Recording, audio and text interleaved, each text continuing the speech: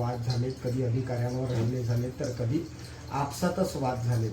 पण बांबुर्डा या घाटावरती एका घाट चालकाचा दुर्दैवी हत्या करण्यात आली. काय यामागचं सूत्रधार आहेत आणि काय माहिती तुमच्यापर्यंत पोहोचली? आपण विधानसभेमध्ये आवाजही उचलला, पण नेमकं यामागचं काय? आरोपी अटक आहे, पण मागणी काय वाटतं यामागे कोण सूत्रधार आहे? असं आहे की बांबर्डा घाटामध्ये जी निकरून हत्या करण्यात आली, ज्याची हत्या करण्यात आली तो पुरगाव शहराचा भारतीय जनता पार्टीचा महामंत्री भरत नागपाल होता.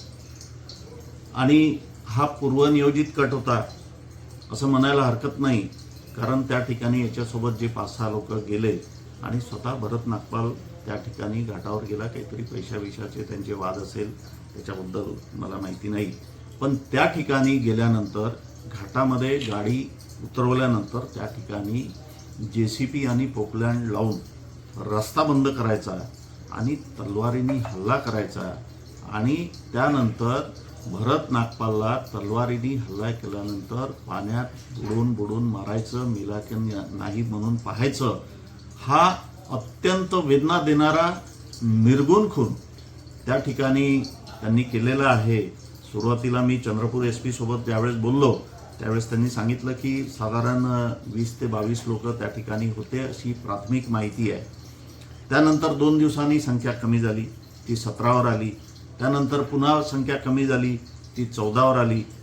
मला याच्यामध्ये कुठेतरी तपासामध्ये सुद्धा काहीतरी गडबड वाटतंय, म्हणून मी या महाराष्ट्राचं अधिवेशन चालू आहे, या अधिवेशनामध्ये पॉईंट ऑफ इन्फॉर्मेशन हा विषय त्या ठिकाणी लावला आणि त्या ठिकाणी CIDची चौकशी होण्यात यावी, निपक्ष चौकशी होण्यात यावी आणि दोषींवर कारवाई करावी या संदर्भामध्ये मी सभागृहामध्ये मागणी केली. याआधी देखील हे जे मारामाऱ्या होतात, हे जे खून होतात, याच्यामध्ये माझं तर स्पष्ट म्हणणं असं आहे की ATHची मोजणी त्या ठिकाणी प्रॉपर होत नाही.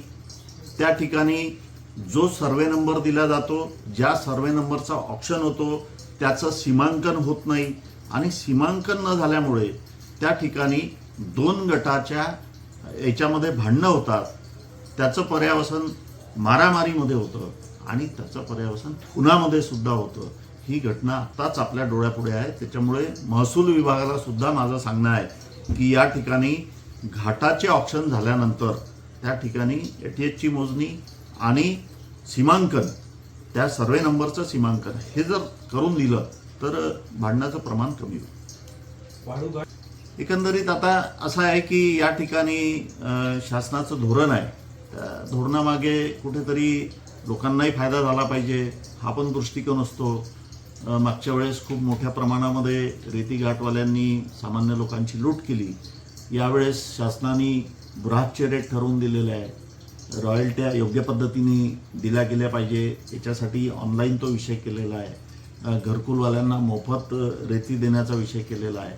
शासनाचं धोरण जे असतं की सामान्य माणसाला त्या ठिकाणी परवडलं पाहिजे या दृष्टीनेच ते धोरण असतं असं मला वाटतं. पण आपण जो प्रश्न विचारला त्याच्यामध्ये मला असं वाटतं की पूर्वीच्या धोरणापेक्षा हे धोरण चांगलं आहे, पण स्ट्रिक्टली जर इम्प्लिमेंट केलं तर याचा नक्कीच फायदा लोकांना होईल. असं आहे की या ठिकाणी देवळी MIDCला जो स्टील प्लॅन्ट आहे, संगम स्टील प्लॅन्ट, याचं मोठ्या प्रमाणामध्ये प्रदूषण आहे हे नाकारून चालणार नाही. पण प्रदूषण आहे म्हणून कारखाने बंद झाले पाहिजे हा पण उद्देश आमचा नसतो. या ठिकाणी रोजगार उपलब्ध झाला पाहिजे, स्थानिकांना रोजगार मिळाला पाहिजे. माझं नेहमीपासून म्हणणं आहे की रोजगार जर द्यायचा असेल तर परप्रांतीयांना या ठिकाणी रोजगार देण्याचा काय विषय आहे? प्रदूषण आम्हाला आणि रोजगार दुसऱ्याला. प्रदूषण पण कमी झालं पाहिजे आणि रोजगार पण या ठिकाणी इथल्या स्थानिक लोकांना मिळाला पाहिजे हा उद्देश याच्यामध्ये आहे. माझं अधिवेशन झालं की मी MIDCच्या अधिकाऱ्यांची एक बैठक बोलावून प्रदूषण कमी करण्याच्या दृष्टीने काय करता येईल आणि स्थानिकांना रोजगार देण्याच्या दृष्टीने या ठिकाणी असणारे कारखानदार यांना सुद्धा बोलवून हा विषय मी या ठिकाणी लावून देणार. याचा अनुभव नाही आहे, म्हणजे नवीन बॉडीसोबत माझं 1-2दा फोनवर बोलणं झालं, पण सांगितल्यानंतर ते ऐकतात असं नाही आहे. पण प्रदूषणाचा जो विषय आहे हा प्रकर्षाने या ठिकाणी घ्यावा लागेल आणि प्रदूषण कमी करण्याच्या दृष्टीने काय करता येईल त्याच्या उपाययोजना करण्याच्या संदर्भात सुद्धा त्यांना सूचना करावं लागेल असं मला वाटतं.